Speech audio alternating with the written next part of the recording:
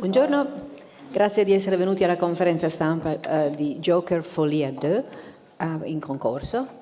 E prima di cominciare vi presento gli ospiti al tavolo che non hanno bisogno di presentazione ma un rituale. Joaquin Phoenix, il regista del film Todd Phillips e Lady Gaga.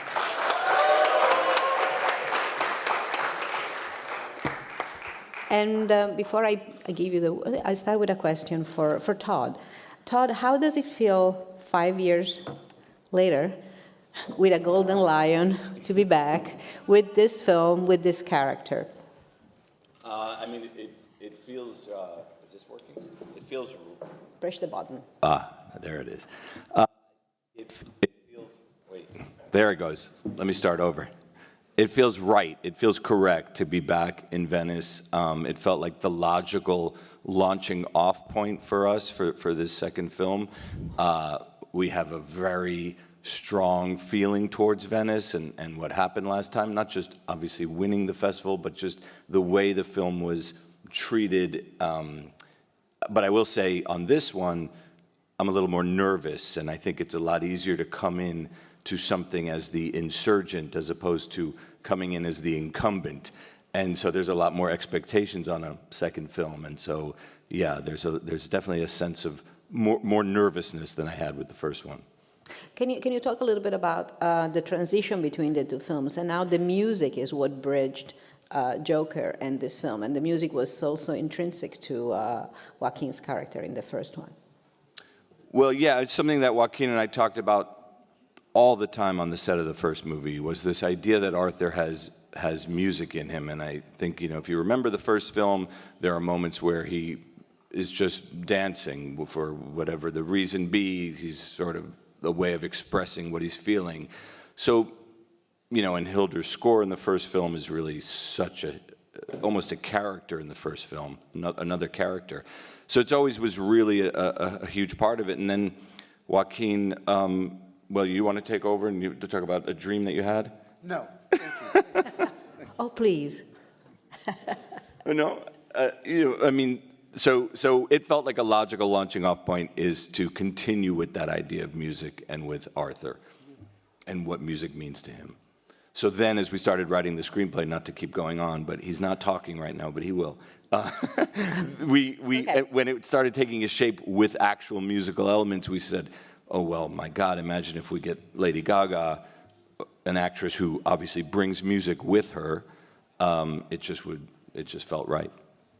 There's a question here. I hope they ask you a direct question right now. Yes. Hi, I'm Ruben Paulus from Rappler.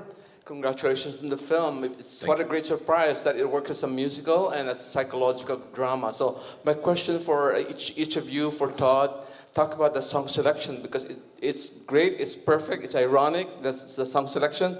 And for each of you, Lady Gaga and Joaquin, can you talk about the unexpected pleasure and opportunity that you, Lady Gaga, get to sing with Joaquin, and Joaquin, you get to sing in duets with Lady Gaga? I mean, the musical choices really came through in the screenplay. You know, we started with it, and it really was very much based around a certain time with the music, of course, and it was all meant to feel like music that Arthur may have listened to with his mom when he was younger, music that she played for him. And, you know, again, the time being really specific to it, Arthur, who feels like a throwback to us when we were writing it in a way. And so that was where it started. Do you want to take that? Sure. What do you want me to say? First First of all, hi everyone. Nice to see you. It's nice to be back. Yeah, I think part of the joy, at least for me, was taking these songs that were standards and trying to find a way that it felt like they were specific to the characters, that it was the only way that the characters could express themselves were through these particular songs sung in this way. And that was part of what was, I think, an interesting point for us, because initially we started off with some references where, you know, I had Frank Sinatra and Sammy Davis Jr. and these legends, and I think we started kind of trying to emulate that sound, or at least I did, before we realized, like, wait a second, this is not who Arthur is. It might be who Joker wants to be.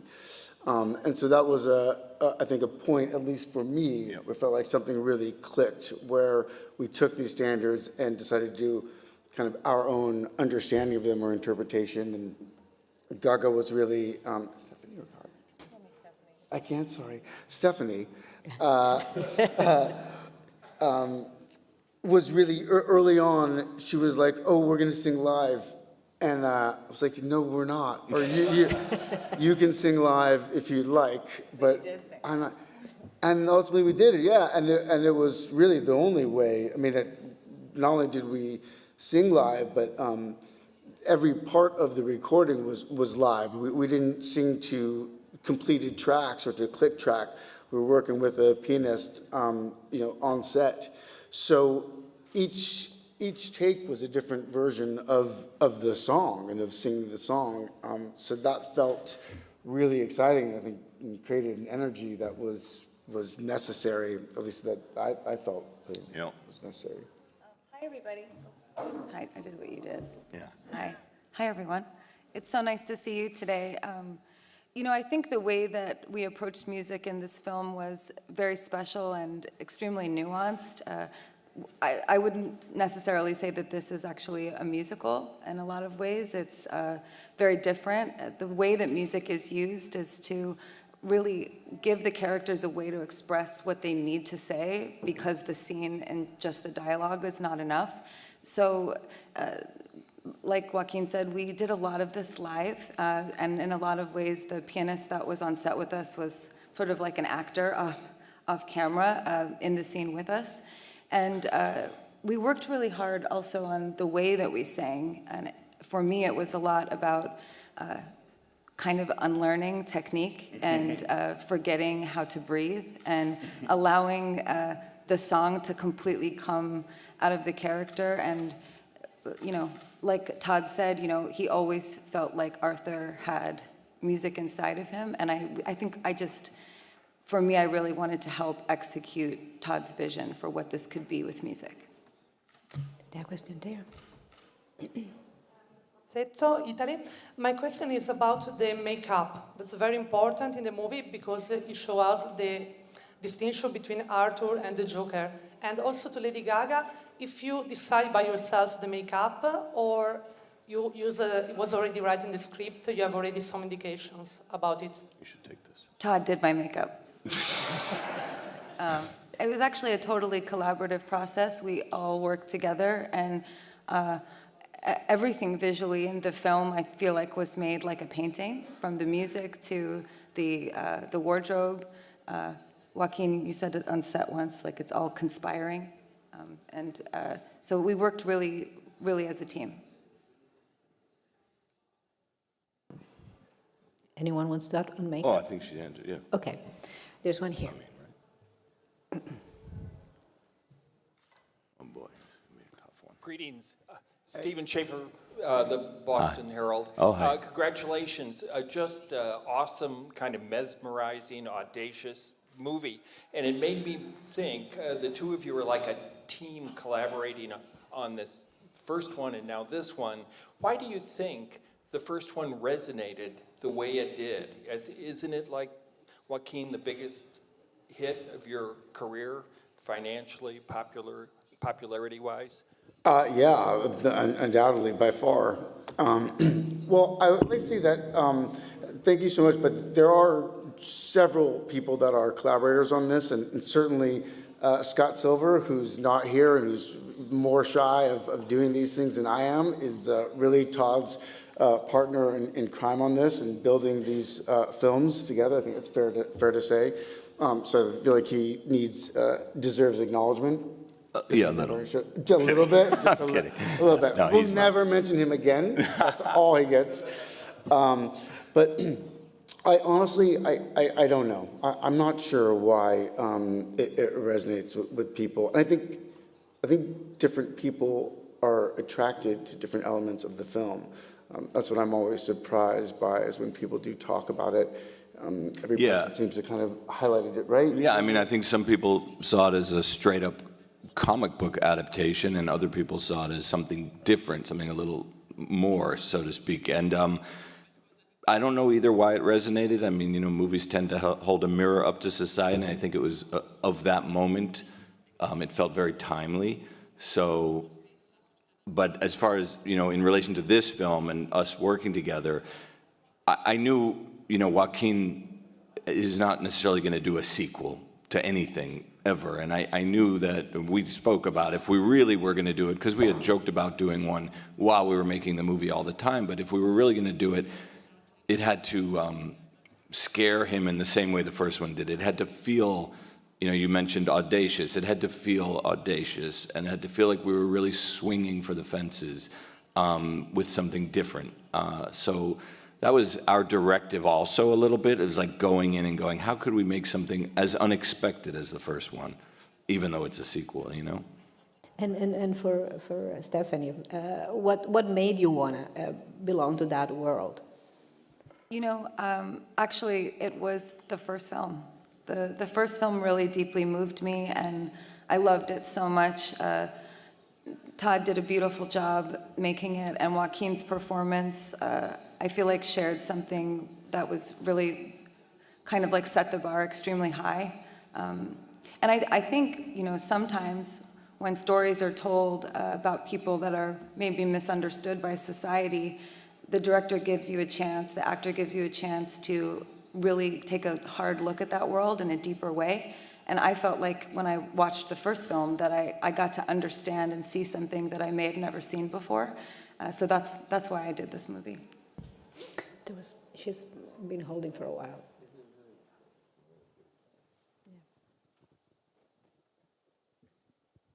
Hi, good morning. Maria Guerra, Quinótico, Spain. Well, congratulations on this dark, disturbing movie. You said that the first movie mirrored somehow the war at that time. It felt this morning that the war is darker, is chaotic, is going to hell. And I'd like, Joaquin, if you could tell us what was the central emotion or the central concept that drives Arthur in this movie? Thank you. I never think about things this way. I like it when you guys write about it and then you just share your opinion. But I think on this, definitely,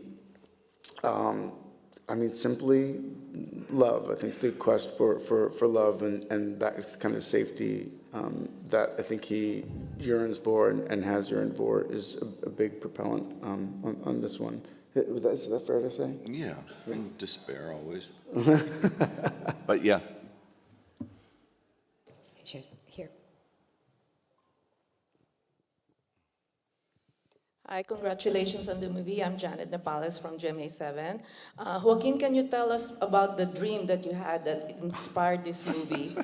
And also, for Lady Gaga, working with Joaquin, Right. what was the thing that really made you go for it, like inspired you to get into the movie? The dream was not inspired the movie. The dream was just I had this dream that I was performing as Joker, doing songs, and I just called Todd because I thought there might be something there, and there wasn't. Thank you.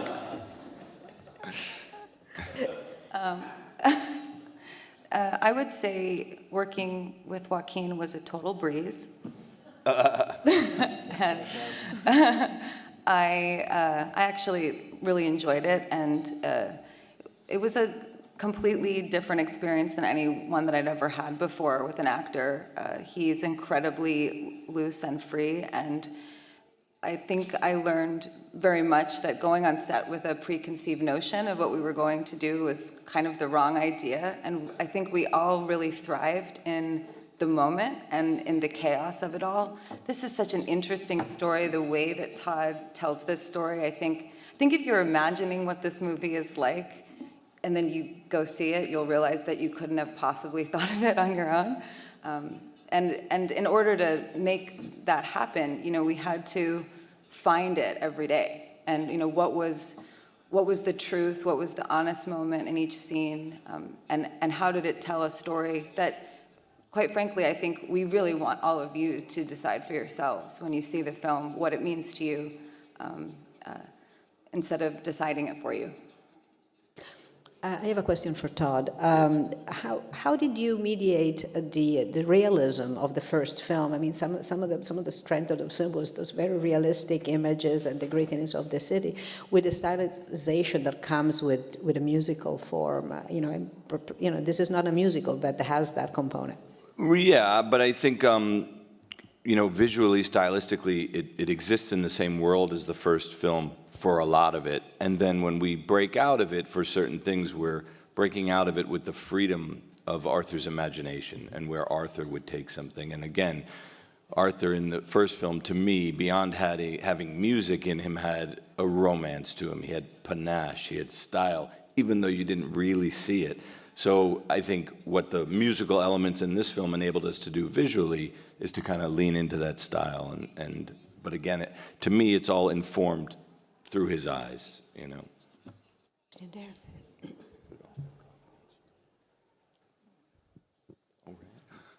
Hello there. Hi, Ben Dalton from Screen International. Congratulations to you all on the film. This is a question for Joaquin Phoenix. Recently, you dropped out of a Todd Haynes film shortly before shooting. Can you tell us what happened there and why did you depart that film?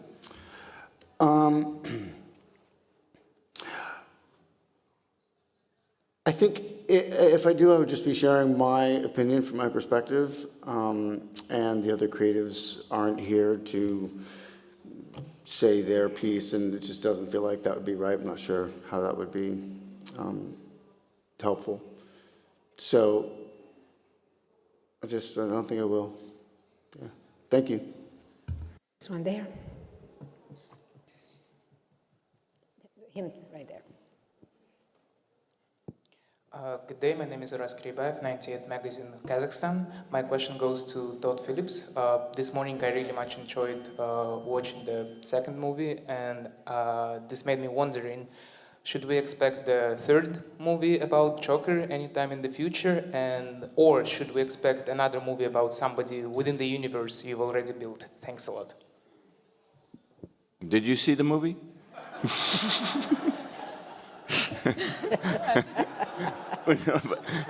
Meaning, no. I think for me and I won't speak for Joaquin, but for me that the story of Arthur / Joker has been told with this film. As far as working, continuing in this space. As a filmmaker, probably not. It's not. For me, it's actually even hard to say not. Everything I do is dictated on actors. What actor could I work with? Who would be, who am I dying to work with? And could I build something around that person? So clearly, these films have been built around Joaquin. Then we introduced Gaga. So I can't really say yes or no, but it's not necessarily my goal is to stay in this space. There was a question right there. Yeah. Terrible answer. No, okay. Fine. Yes, hello. Question for Mr. Phillips. Joker has been criticized undeservedly, I think, as promoting nihilism or violence or something like that. Was that an image you want to more or less correct a little bit with this movie? I mean, no, not. I mean, it wasn't. That wasn't a goal of the film at all. But I do think it was painted with a kind of an interesting brush, the last film, and it, as you say, felt undeserved. But I understand what people's concerns were. But no, I mean, this movie was not in response to that in any way. Movies are way too hard to make as a statement, in response to something. So no, yeah. There's a question here.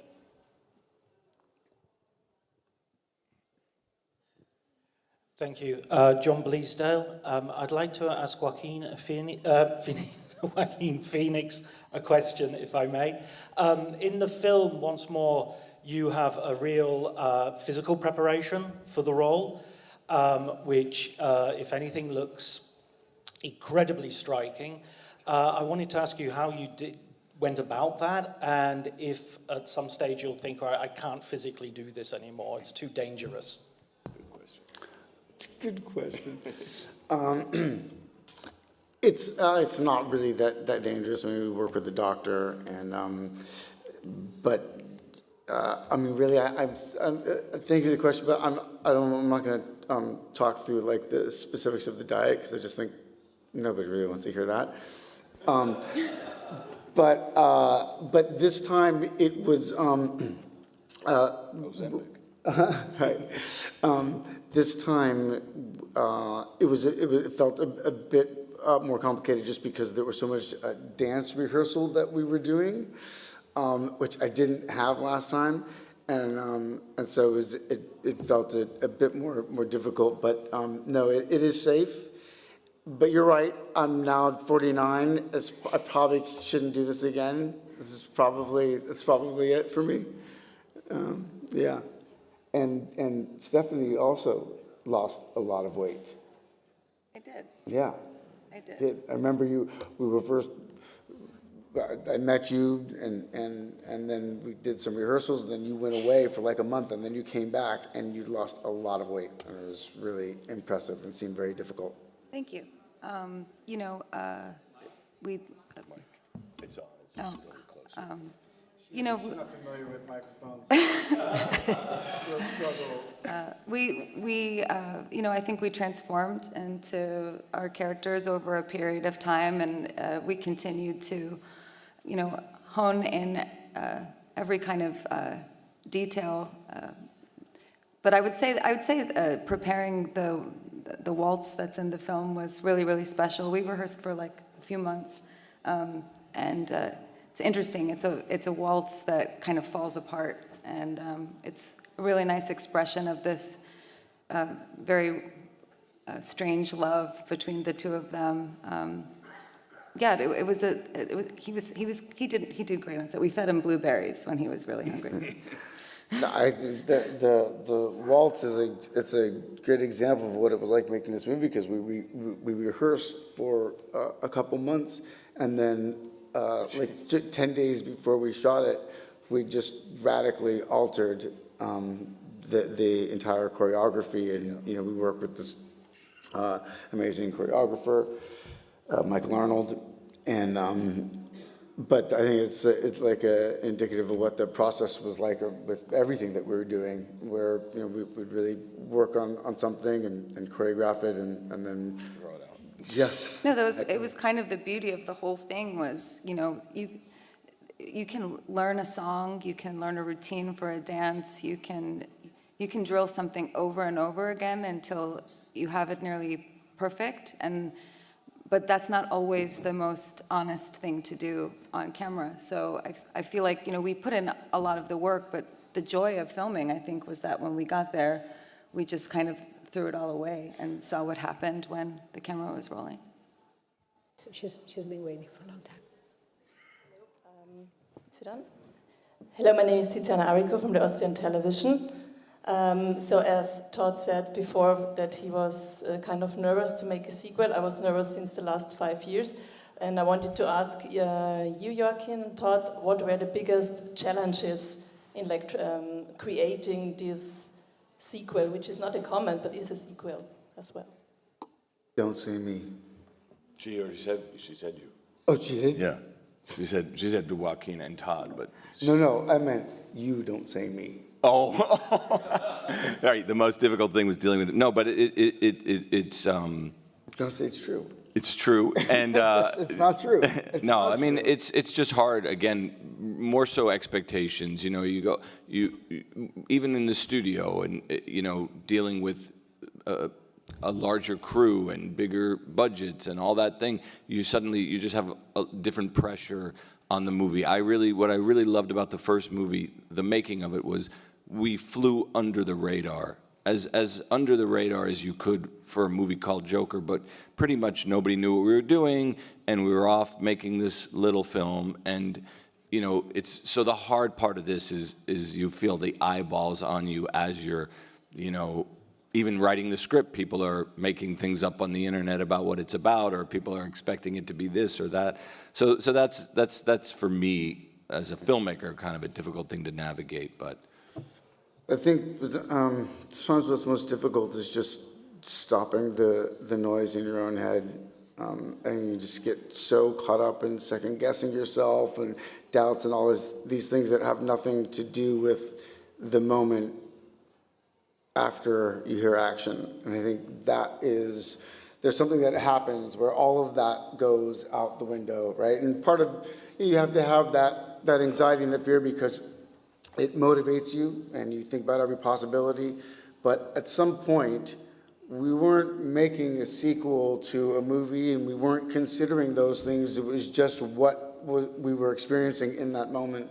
And that's when it feels like it's at its best, right? That's really, I think, what you do. Yeah. Not to, at least for me, maybe it's different for a director, but I don't really have to consider. no, I mean, in all seriousness, you taught me a lot of that on the first movie of just like, this is the experience we're doing. It's not so result-oriented, meaning let's not worry about what the film becomes. Let's just live in this moment. And I think that kind of found its way into both films, and it's what Stephanie's alluding to of like, we would work on all these things and come and then not really know what we were doing, start over. And it was very much about wanting it to feel fresh, new, dangerous, whatever word you want to use, to capture that sort of real feeling on set in the moment.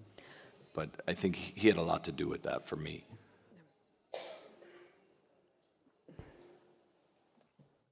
So this is for Stephanie.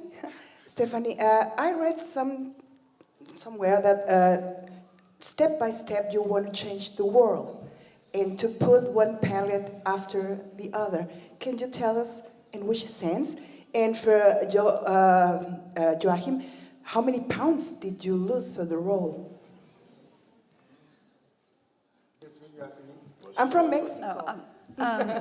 You know, the reason that I think I started making music when I was really little was because I just had something to say. I was trying to figure out how to do that. And one of the reasons I love music and I love movies so much is the stories that you get to tell and the way that we get to express something to the world that will hopefully help people feel good about life, give them a moment to escape into another world, to fall into somebody else's story.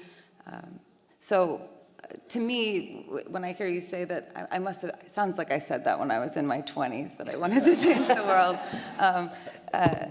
I think that what I really meant to say is that I believe that movies and music have a tremendous power to change the way people feel, and you know, that's part of why I love to create.